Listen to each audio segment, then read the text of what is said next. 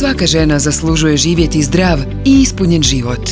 Ali znate li da same imamo veliku ulogu u očuvanju svojeg zdravlja? Rak vrata maternice je treći najčešći oblik raka kod žena u dobi od 30 do 39 godina. Ali dobra je vijest da se ova bolest može spriječiti, a otkrivena u ranoj fazi i veoma uspješno izliječiti. Saznajmo kako. Većina osoba će se tijekom života zaraziti humanim papilomavirusom ili skraćeno HPV-om, uzročnikom najčešće virusne spolno prenosive infekcije. Iako postoji više od 200 tipova HPV-a, samo neki mogu uzrokovati rak. Većina infekcija uzrokovanih HPV-om proći će same, bez liječenja, ali neke od njih će uzrokovati promjene na stanicama vrata maternice koje, neotkrivene i neliječene, mogu dovesti do razvoja raka. Što možemo učiniti? Redoviti ginekološki pregledi i testovi ključni su za prevenciju raka vrata maternice. Naime, redovitim probirnim testiranjem možemo na vrijeme otkriti abnormalne promjene na stanicama vrata maternice, od kojih se neke mogu razviti u rak.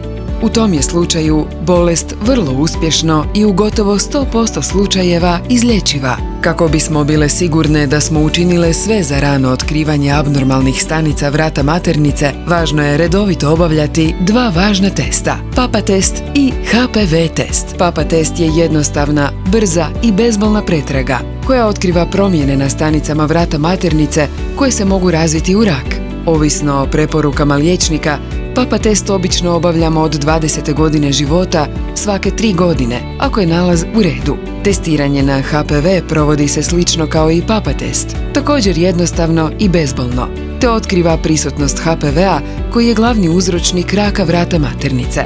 Znate li da se čak 99% slučajeva raka vrata maternice može pripisati HPV-u? Ovisno o preporukama liječnika, testiranje na HPV uobičajeno obavljamo jednom u 5 godina, ako je rezultat testa negativan. Iako je cjepivo protiv HPV-a vrlo učinkovita preventivna mjera koja sprečava nastanak infekcije HPV-om, i dalje je potrebno provoditi preventivne ginekološke preglede. Naime, cjepivo štiti od najčešćih tipova HPV-a. Zato je vrlo učinkovito, ali najbolju zaštitu pruža u kombinaciji s redovitim ginekološkim pregledima. Za razliku od PAPA testa, uzorak za testiranje na HPV može se uzeti i kod kuće. Samostalno uzimanje uzorka je jednostavan način da žene same, u udobnosti vlastitog doma i bez odlaska k liječniku, uzmu bris za testiranje na HPV, kao dodatnu metodu za povećanje odaziva na testiranje.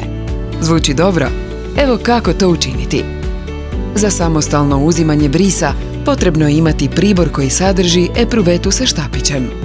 Prije upotrebe treba dobro oprati ruke. Neposredno prije uzimanja uzorka otvorite tubicu sa štapićem za uzimanje brisa. Pripazite da ništa ne dotaknete mekanim vrhom štapića za uzimanje brisa. Uzmite štapić za uzimanje brisa u jednu ruku i držite ga na mjestu koje je označeno na štapiću. Zauzmite ugodan položaj. Nježno umetnite mekani dio štapića u vaginu do oznake na štapiću. Štapić zatim rotirajte u oba smjera 10 do 30 sekundi kako bi se uzeo uzorak sa sluznice vagine. Izvadite štapić i vratite ga u epruvetu. Dobro ju zatvorite. Nakon uzimanja brisa ponovno operite ruke. Uzorak treba poslati za testiranje u laboratoriju prema uputama koje ste dobili uz pribor za uzimanje uzorka. Nakon dobivanja rezultata testiranja, za daljnje korake posavjetujte se s izabranim ginekologom. Važno je znati i da se samostalno uzimanje brisa ne preporučuje za vrijeme trudnoće, niti ženama koje su rodile u posljednja 3 mjeseca. Redoviti pregledi spašavaju živote, pa podsjećamo, iako se osjećate potpuno zdravo, pregled je i dalje potreban. Većina infekcija HPV-om i promjene koje se mogu razviti u rak ne pokazuju simptome tijekom dužeg vremena. Ranim otkrivanjem bolesti liječenje je uspješnije. Budimo odlučne u zaštiti svog zdravlja. Testiranje vam daje veću šansu za sprječavanje razvoja raka. Stoga, zaštiti se danas, misli na sutra.